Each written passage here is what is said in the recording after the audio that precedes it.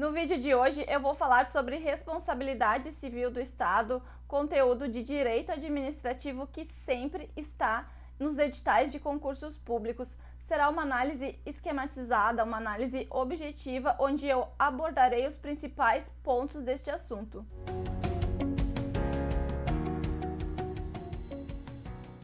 Para quem está chegando agora ao canal, seja bem-vindo. Meu nome é Natália. Antes de falar sobre responsabilidade civil do Estado, eu gostaria de lembrar você de fazer a sua inscrição aqui no canal, porque toda semana eu compartilho aqui materiais gratuitos em PDF para concurseiros e eu comento estes materiais em vídeo. Então não deixe de fazer a sua inscrição e de ativar as notificações. Mas vamos ao conteúdo. Pessoal, a responsabilidade civil do Estado consagrada na Constituição Federal é uma responsabilidade objetiva, ou seja, basta que esteja configurado o dano e um nexo de causalidade para que o Estado seja então responsabilizado. Não é necessário apurar se houve dolo ou culpa, não é necessário apurar a intenção do agente público que causou este dano. Esta responsabilidade, ela está prevista no artigo 37, parágrafo 6º da Constituição Federal, e eu vou ler este parágrafo para vocês. As pessoas jurídicas de direito público e as de direito privado, prestadoras de serviços públicos, responderão pelos danos que seus agentes, nesta qualidade, causarem a terceiros, assegurado o direito de regresso contra o responsável nos casos de dolo ou culpa. Percebam então que a Constituição Federal divide esta responsabilidade em dois momentos. Em um primeiro momento, nós temos a responsabilidade civil do Estado diante daquele particular vítima do dano. Esta responsabilidade é uma responsabilidade objetiva. Em um segundo momento, nós temos a responsabilidade do agente público frente à administração pública. E esta responsabilidade é uma responsabilidade subjetiva, ou seja, em relação ao agente público, em relação à administração pública, deve ser verificado se este agente teve dolo ou culpa para que ele seja então responsabilizado. Pessoal, esquematizando então, em um primeiro momento nós temos a responsabilidade do Estado frente ao particular, que é uma responsabilidade objetiva, ou seja, aqui não se verifica se houve dolo ou culpa, basta que o particular comprove que houve um dano e comprove também um nexo de causalidade, ou seja, ele deve demonstrar que este dano resultou da conduta daquele agente. O particular pode acionar o Estado tanto administrativamente como judicialmente. Normalmente se dá através do judiciário, porque, como a gente sabe, o Estado é um mal pagador. Pessoal, após indenizar o particular, então, o Estado tem direito a uma ação regressiva contra este agente público e neste momento, então, deve ser apurado se este agente público agiu com dolo ou com culpa, ou seja, aqui se verifica a intenção do agente público e é uma responsabilidade, portanto, subjetiva. A responsabilidade civil do Estado pode decorrer tanto de uma conduta lícita como de uma conduta ilícita. Isto mesmo, prestem atenção, atentem para esta questão, porque normalmente isto é cobrado em prova e os concurseiros acabam confundindo. A responsabilidade pode sim decorrer de uma conduta lícita, como por exemplo quando o Estado está prestando um serviço e acaba causando um dano a um particular. E pode decorrer também de uma conduta ilícita, como por exemplo de um agente público no exercício de suas funções que acaba atingindo o veículo de um particular e causa um dano. Esta responsabilidade, ela pode decorrer também tanto de uma ação do Estado como de uma omissão. Um exemplo de omissão é quando uma pessoa acaba morrendo em uma fila de hospital aguardando atendimento. Pessoal, a teoria consagrada na Constituição Federal que consagra esta responsabilidade objetiva é a teoria do risco administrativo. Segundo esta teoria, ao prestar um serviço público, o Estado está correndo um risco. E eu vou colocar na tela para vocês um esquema. Percebam que a teoria do risco administrativo admite uma redução e até mesmo uma exclusão da responsabilidade do Estado. A redução se dá em casos de responsabilidade concorrente. Aqui nós temos uma responsabilidade repartida, uma responsabilidade dividida entre o Estado e a vítima do dano. Neste caso, a vítima também concorreu para aquele prejuízo. Pessoal, a exclusão da responsabilidade do Estado se dá quando a culpa é exclusivamente da vítima. Pessoal, não se confunde teoria do risco administrativo com teoria do risco integral. A teoria consagrada na Constituição Federal é a teoria do risco administrativo, ou seja, aquela teoria que estabelece uma responsabilidade objetiva do Estado. A teoria do risco integral, ela é uma teoria mais radical. Segundo esta teoria, o Estado será sempre responsabilizado, independentemente de culpa exclusiva da vítima, independentemente se a vítima concorreu para o prejuízo. O Estado será sempre integralmente responsabilizado. A doutrina entende que esta teoria do risco integral, ela se aplica em casos de danos nucleares, de danos ambientais, de terrorismo, e este é também o entendimento do CESP. Pessoal, em relação à teoria do risco administrativo, ela tem como fato gerador este dano e ela tem como fundamento o princípio da isonomia, ou seja, entende-se que deve-se dividir igualmente este prejuízo. O Estado é a coletividade, ou seja, é todos nós. Então, nada mais justo do que dividir este prejuízo entre todos. E eu gostaria de chamar a atenção de vocês que para que o Estado seja responsabilizado, é fundamental que este agente público esteja agindo, no exercício das suas funções, esteja agindo, esteja atuando como agente público. E eu aproveito para lembrar que, em regra, a responsabilidade do Estado é uma responsabilidade objetiva, uma responsabilidade por ação, mas há também uma responsabilidade subjetiva do Estado que eu já irei comentar com vocês. Apenas quero comentar primeiro sobre a abrangência da responsabilidade civil do Estado. Pessoal, é toda a administração pública que responde? Eu já adianto que não, mas antes eu quero colocar aqui na tela para vocês novamente o texto do parágrafo 6º do artigo 37 da Constituição Federal. Sobre a abrangência da responsabilidade objetiva do Estado, a Constituição Federal refere que as pessoas jurídicas de direito público e as de direito privado prestadoras de serviços públicos responderão pelos danos que seus agentes nesta qualidade causarem a terceiros.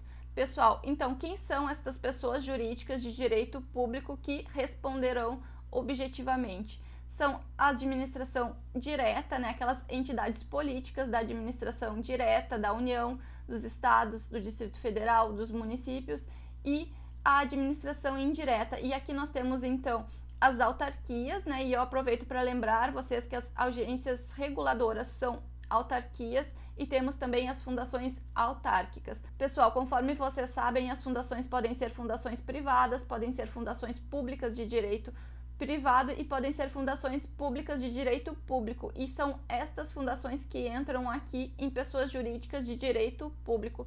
Se vocês têm dúvidas em relação às fundações, eu vou deixar aqui como sugestão um vídeo onde eu comento as principais diferenças entre estas modalidades de fundações.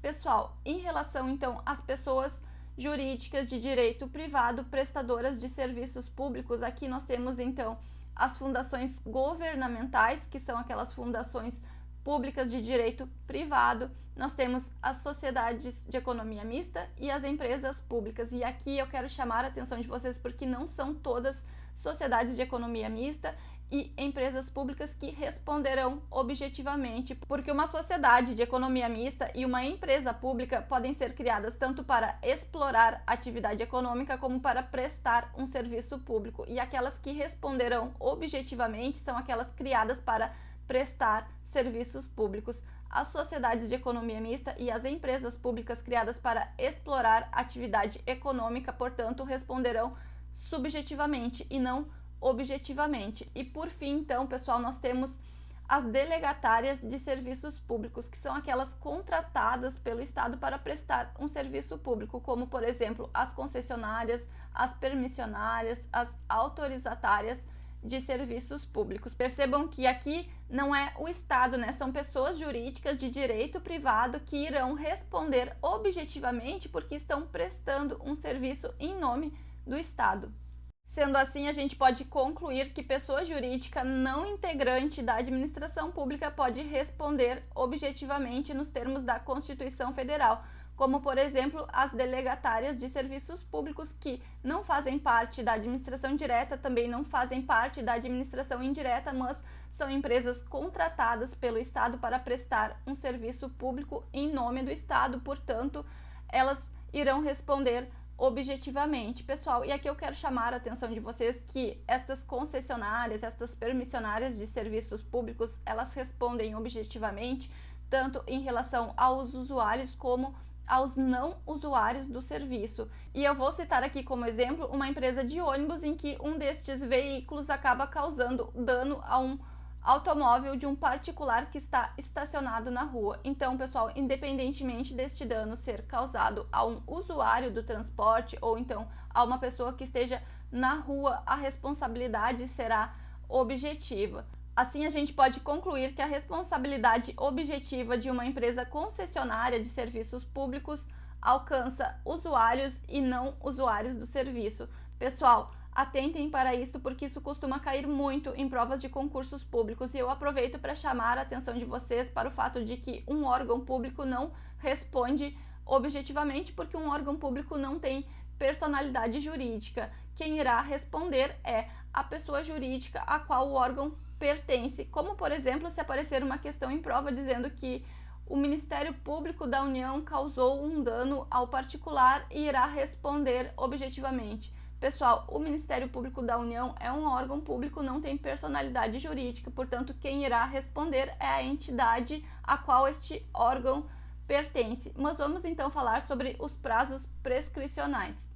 O prazo que o particular tem para acionar o Estado, ou seja, para ingressar com a ação de ressarcimento, é um prazo prescricional de 5 anos. Já o prazo que o Estado tem para entrar com ação regressiva contra o agente público, em regra, também é um prazo de 5 anos, mas existem exceções, como por exemplo em situações de improbidade administrativa e em casos de ilícitos penais.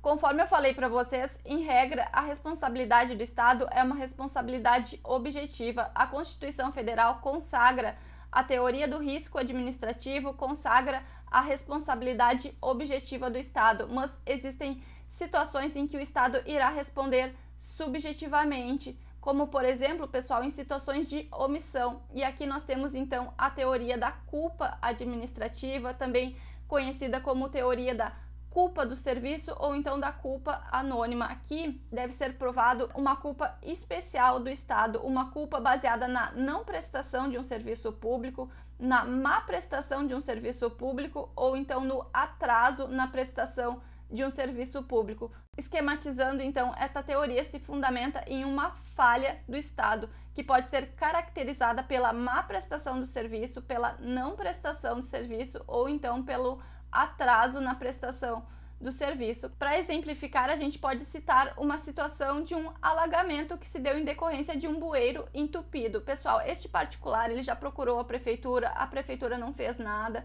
e veio uma chuva normal, não foi aquela chuva forte, não foi um temporal, e alagou a rua e causou prejuízo à residência deste particular. Pessoal, houve uma falha na prestação de um serviço? Houve sim, né? Porque uma chuva normal já causou este alagamento. Então aqui nós temos a responsabilidade subjetiva do Estado, que é uma responsabilidade por omissão. E eu gostaria de chamar a atenção de vocês porque existem exceções, ou seja, existem situações de omissão em que o Estado irá responder objetivamente. E isso acontece quando o Estado estiver na posição de garante. Quando o Estado está na posição de garante, ele tem o dever de garantir a integridade física da pessoa ou da coisa. Então, nesta situação, o Estado responde objetivamente, mesmo em casos de omissão. E para exemplificar aqui, a gente pode citar o assassinato de um preso, né? Já que o Estado tem o dever de garantir a integridade física deste preso, então ele acaba respondendo objetivamente, mesmo se tratando de uma situação de omissão. Pessoal, para finalizar, eu gostaria de chamar a atenção de vocês para um entendimento do STF. Segundo o STF, não cabe litisconsórcio entre o Estado e o agente público, né? O particular não pode acionar o Estado e o agente público ao mesmo tempo. Ele deve acionar o Estado e então o Estado aciona, depois de indenizar o particular, em uma ação regressiva, o Estado aciona o agente público. E não cabe também, pessoal, denunciação à lide, como por exemplo, o particular entra com ação contra o Estado e o Estado então denuncia a lide, o agente público, né, chama este agente público ao processo, entendendo que ele é o causador do dano. Isto, segundo o STF, não é permitido, o Estado deve indenizar este particular e, em um momento posterior, entrar então com uma ação regressiva contra o agente público. Eu espero que vocês tenham compreendido o conteúdo. Se vocês tiverem alguma dúvida, deixe a sua dúvida aqui nos comentários. O material em PDF referente a este vídeo está disponível em um link que está na descrição do vídeo, então vocês podem acessar lá, podem baixar este material. E pessoal, não deixem de se inscrever aqui no canal, de curtir os vídeos, me sigam também no Instagram e bons estudos!